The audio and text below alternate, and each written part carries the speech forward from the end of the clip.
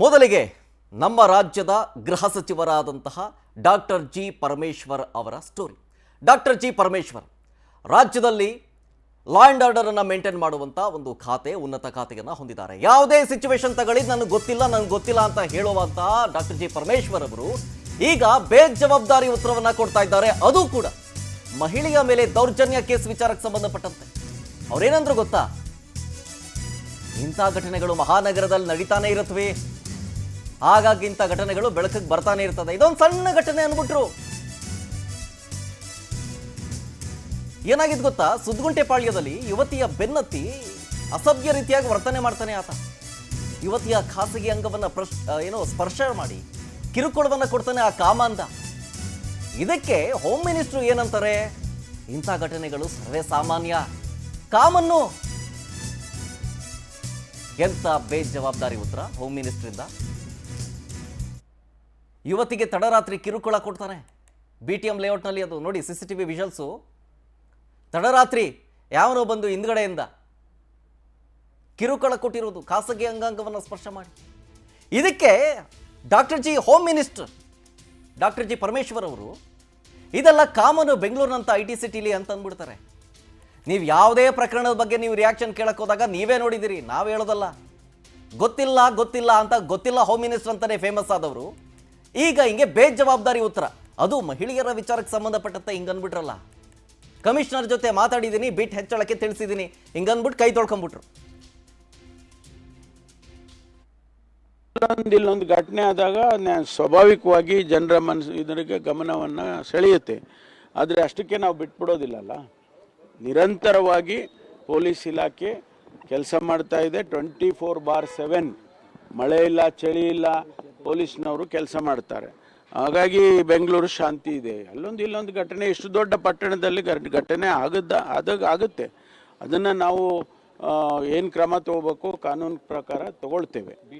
Beet ವ್ಯವಸ್ಥೆನೂ ಇನ್ನೂ ಕೂಡ ಹೆಚ್ಚಿನ ಪರಿಣಾಮಕಾರಿಯಾಗಿ ಮಾಡಿ ಅಂತೇಳಿ ಇವತ್ತು ಬೆಳಿಗ್ಗೆನೂ ಕೂಡ ನಾನು ನಮ್ಮ ಕಮಿಷನರ್ಗೆ ಸೂಚನೆ ಕೊಟ್ಟು ಕಳಿಸಿದ್ದೇನೆ. ಇಲ್ಲೊಂದು ಘಟನೆ ಆದಾಗ ಸ್ವಾಭಾವಿಕವಾಗಿ ಜನರ ಇದರಿಗೆ ಗಮನವನ್ನು ಸೆಳೆಯುತ್ತೆ. ಆದರೆ ಅಷ್ಟಕ್ಕೆ ನಾವು ಬಿಟ್ಬಿಡೋದಿಲ್ಲಲ್ಲ. ಡೀಟೇಲ್ಸ್ ಕೊಡ್ತಾರೆ ಇದ್ರ ಬಗ್ಗೆ ನಮ್ಮ ಪ್ರತಿನಿಧಿ ದೀಪಾ ಲೈವ್ನಲ್ಲಿ. ದೀಪಾ, ಈ ಒಂದು ಘಟನೆನ ಸಾಮಾನ್ಯಕ್ಕೆ ಹೋಲಿಸ್ಬಿಟ್ರಲ್ಲ ಹೋಮ್ ಮಿನಿಸ್ಟ್ರು ಅಂತ ಬಹಳ ಬೇಜಾರಾಗ್ತಾ ಇದೆ. ಶರತ್, ಇವತ್ತು BTM ಲೇಔಟ್ನಲ್ಲಿ ನಡೆದಂತಹ ಮಹಿಳೆ ಮೇಲೆ ಒಂದು ದೌರ್ಜನ್ಯ ಏನು ನಡೆದಿತ್ತು ಅದಕ್ಕೆ ಸಂಬಂಧಪಟ್ಟಂತೆ ಇವತ್ತು ಹೋಮ್ ಮಿನಿಸ್ಟ್ರು ಮಾತನಾಡಿದ್ದಾರೆ.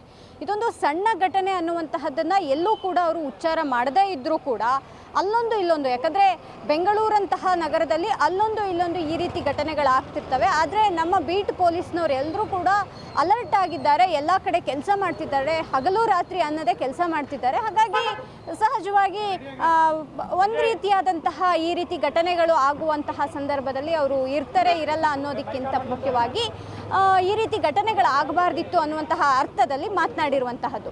ಆದರೆ 24 ಗಂಟೆ ಪೊಲೀಸ್ನವರು ಕೆಲಸ ಮಾಡಿದರೂ ಕೂಡ ಈ ರೀತಿಯಾದಂತಹ ಘಟನೆಗಳು ಬೆಂಗಳೂರಂತಹ ನಗರದಲ್ಲಿ ನಡೀತಾ ಇರುವಂತಹದ್ದು ನಿಜಕ್ಕೂ ದುರಾದೃಷ್ಟಕರ ಸಂಗತಿ. ಯಾಕಂದರೆ ಎಲ್ಲಿ ಬೇಕಂದ್ರಲ್ಲಿ ಪೊಲೀಸ್ನವರು ಓಡಾಡ್ತಿದ್ದಾರೆ, ಅಲರ್ಟ್ ಮಾಡ್ತಿದ್ದಾರೆ, ಮೈಕ್ಗಳ ಮೂಲಕ ಹೇಳ್ತಿದ್ದಾರೆ. ಎಲ್ಲವೂ ಆದರೂ ಕೂಡ ಯಾವುದಕ್ಕೂ ಕೂಡ ತಲೆ ಕೆಡಿಸ್ಕೊಳ್ದೆ ಕಿಡಿಗೇಡಿಗಳು ಈ ರೀತಿಯಾಗಿ ಮಾಡ್ತಾ ಇರುವಂತಹದ್ದು ಅಥವಾ ಈ ರೀತಿ ವರ್ತನೆ ಮಾಡ್ತಾ ಇರುವಂತಹದ್ದು ನಿಜಕ್ಕೂ ಒಂದು ರೀತಿ ಪೊಲೀಸ್ ಇಲಾಖೆಯನ್ನು, ಗೃಹ ಇಲಾಖೆಯನ್ನು ಪ್ರಶ್ನೆ ಮಾಡುವಂತಹದ್ದು ಸಹಜವಾಗುತ್ತೆ. ಯಾಕಂದರೆ ನಾವೆಲ್ಲದರಲ್ಲೂ ಕೂಡ ಸರಿ ಇದ್ದೇವೆ, ನಾವೆಲ್ಲದಕ್ಕೂ ಕೂಡ ಕಠಿಣ ಕ್ರಮಗಳನ್ನು ತೆಗೆದುಕೊಳ್ತೇವೆ ಅನ್ನುವಂತಹ ಮಾತುಗಳನ್ನು ಹೇಳ್ತಾ ಇರುವಂತಹ ಗೃಹ ಇಲಾಖೆ ಈ ರೀತಿ ಘಟನೆಗಳು ಆದಾಗ ಏನು ಮಾಡ್ತಿದೆ ಅನ್ನುವಂತಹ ಪ್ರಶ್ನೆ ಸಾರ್ವಜನಿಕರಲ್ಲೂ ಕೂಡ ಮೂಡುತ್ತೆ. ಹಾಗಾಗಿ ಇವತ್ತು ಹೋಮ್ ಮಿನಿಸ್ಟರ್ ಹೇಳಿದ್ದಂತಹದ್ದು ಬೆಂಗಳೂರು ಬೃಹತ್ ನಗರ, ಇಲ್ಲಿ ಅಲ್ಲೊಂದು ಇಲ್ಲೊಂದು ಘಟನೆ ಆಗುತ್ತೆ ಅನ್ನುವಂತಹ ಮಾತನ್ನು ಹೇಳಿರುವಂತಹದ್ದು ಒಂದು ರೀತಿಯಾಗಿ ಸಾರ್ವಜನಿಕರಿಗೆ ನೋವುಂಟು ಮಾಡಿದರೂ ಕೂಡ ಎಲ್ಲೋ ಒಂದು ಕಡೆ ನಮ್ಮ ಪೊಲೀಸ್ನವರು ಕೂಡ ವರ್ಕ್ ಮಾಡ್ತಿದ್ದಾರೆ ಅನ್ನುವಂತಹದ್ದು ಕೂಡ ಅವರು ಹೇಳಿರುವಂತಹ ಮಾತು. Sharath, okay, thank you Deepa ಡೀಟೇಲ್ಸ್ಗಾಗಿ. ಬಟ್ ಓವರಾಲ್ ಆಗಿ ನಾವು ನೋಡೋದಾದ್ರೆ ಹೌದು, ಇದು ಬೃಹತ್ ನಗರ. ಆದರೆ ಇಂಥ ಕಿಡಿಗೇಡಿಗಳಿಗೆ, ಇಂಥ ವಿಕೃತಿ ಕಾಮಾಂಧರಿಗೆ ಪೊಲೀಸರ ಭಯ ಎಲ್ಲ ಯಾಕೆ? ಭಯ ಹುಟ್ಟಿಸ್ಬೇಕು, ಅದಕ್ಕೆ ಬೇಕಾದಂತಹ ಕ್ರಮಗಳಾಗಬೇಕು ಅನ್ನೋದಷ್ಟೇ ನಮ್ಮ ಕಳಕಳಿ. ಇನ್ನು ನಮ್ಮ ಜೊತೆ ಮಾತನಾಡೋದಕ್ಕೆ ಮಹಿಳಾ ಘಟಕದ ಅಧ್ಯಕ್ಷ ಮಂಜುಳಾ ಅವರು ನಮ್ಮ ಜೊತೆಗೆ ಫೋನ್ ಸಂಪರ್ಕದಲ್ಲಿ ಜಾಯ್ನ್ ಆಗಿದ್ದಾರೆ. ಮೇಡಮ್ ನಮಸ್ತೆ. ಮೇಡಮ್, ಮೇಲಿಂದ ಮೇಲೆ ಇಂತಹ ಪ್ರಕರಣಗಳು ಸಿಕ್ಕಾಪಟ್ಟೆ ಜಾಸ್ತಿ ಆಗ್ತಾ ಇದೆ. ಒಂದು ಜೊತೆಗೆ ಇಂಥ ಕಾಮಾಂಧರಿಗೆ ಇಂಥ ಒಂದು ಕೀಚಕರಿಗೆ ಪೊಲೀಸರ ಭಯ ಇಲ್ವಾ? ಇನ್ನೆಂಗೆ ಕಟ್ಟುನಿಟ್ಟಿನ ಕ್ರಮ ತೆಗೆದುಕೊಳ್ಬೇಕು, ಕಾನೂನನ್ನು ಹೆಂಗೆ ಮಾರ್ಪಾಡು ಮಾಡಬೇಕು ಇವ್ರಿಗೋಸ್ಕರ ಅನ್ನೋದು ಪ್ರಶ್ನೆ ಆಗ್ಬಿಟ್ಟಿದೆ. ಕಂಟ್ರೋಲ್ ಮಾಡೋದು ಹೆಂಗೆ ಹಂಗಾದ್ರೆ? ಇದು ಒಂದು ರೀತಿ ಕರ್ನಾಟಕದ ದುರ್ದೈವ ಅಂತ ಹೇಳ್ಬೇಕು. ಏನು ನಮ್ಮ ಗೃಹ ಸಚಿವರು ಡಾಕ್ಟರ್ ಪರಮೇಶ್ವರ್ ಇದ್ದಾರೆ, ಎಲ್ಲಾ ಘಟನೆಗಳಿಗೂ ಅವರು ತಿಪ್ಪೆ ಸಾಧಿಸ್ತಾರೆ. ಈಗ ಹಾವು ಕಚ್ಚೋದ್ಕಿಂತ ಮುಂಚೆ ಬುಸ್ಗುಟ್ಬೇಕು, ಅದರಿಂದನೇ ಒಂದು ಭಯ ಭಕ್ತಿ ನಿರ್ಮಾಣ ಆಗತ್ತೆ ಅನ್ನೋದನ್ನ ನಾವು ಕೇಳಿದೀವಿ. ಇವ್ರು ಯಾವತ್ತು ಬುಸ್ಕುಡಕ್ಕೂ ರೆಡಿ ಇಲ್ಲ, ಆಕ್ಷನ್ ಆಮೇಲೆ.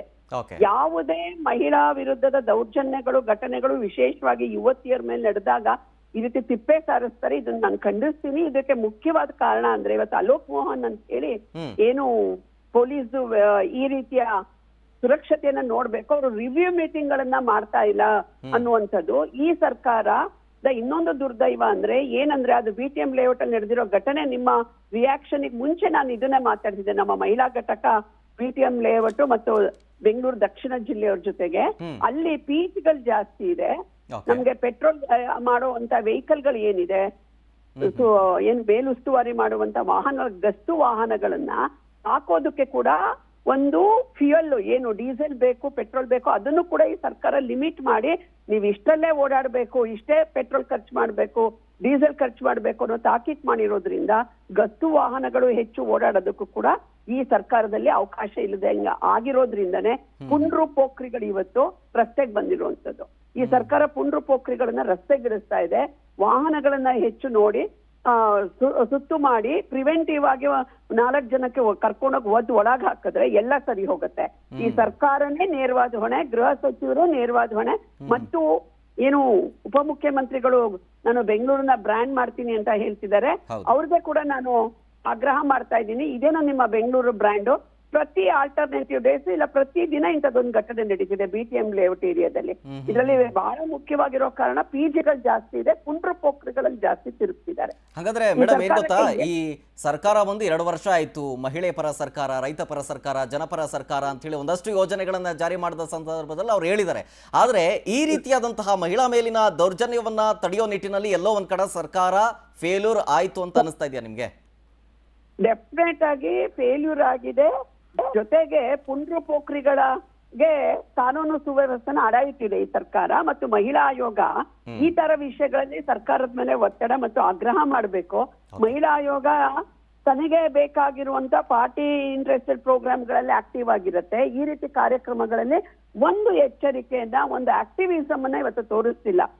ಇವತ್ತು ಈ ಸರ್ಕಾರದ ದುರ್ದೈವ ಅಂತಂದ್ರೆ ಗೃಹ ಮಂತ್ರಿಗಳು ಪೂರ್ತಿ ಬೇಜವಾಬ್ದಾರಿ ಗೃಹ ಮಂತ್ರಿಗಳು, ಇಡೀ ಸರ್ಕಾರ ಬೇಜವಾಬ್ದಾರಿಯಿಂದ ವರ್ತಿಸ್ತಿದೆ. ಇದಕ್ಕೆ ನಾನು ವಿನಂತಿ ಮತ್ತು ಕರೆ ಕೊಡೋದೇನೆಂದ್ರೆ ಬೆಂಗಳೂರಿನ ಮಹಿಳೆಯರು ಸಿಡಿದೇಳಬೇಕು. ಇದಕ್ಕೆ ಬೆಂಗಳೂರಲ್ಲಿರುವಂತಹ ಮಹಿಳಾ ಸಂಘಟನೆಗಳು ಸಿಡಿದೇಳಬೇಕು, ಬೀದಿಗಿಳಿಬೇಕು ಅನ್ನುವಂತ ಒಂದು ವಿನಂತಿಯನ್ನು ಮತ್ತು ಆಗ್ರಹವನ್ನು ನಾನು ಈ ಸಂದರ್ಭದಲ್ಲಿ ಮಾಡ್ತಾ ಇದ್ದೀನಿ ನಿಮ್ಮ ಮೂಲಕ. ಥ್ಯಾಂಕ್ ಯು ಮೇಡಮ್, ಇಷ್ಟೊತ್ತು ಪವರ್ ಟಿವಿ ಜೊತೆಗೆ ಮಾತನಾಡಿದ್ದಕ್ಕಾಗಿ.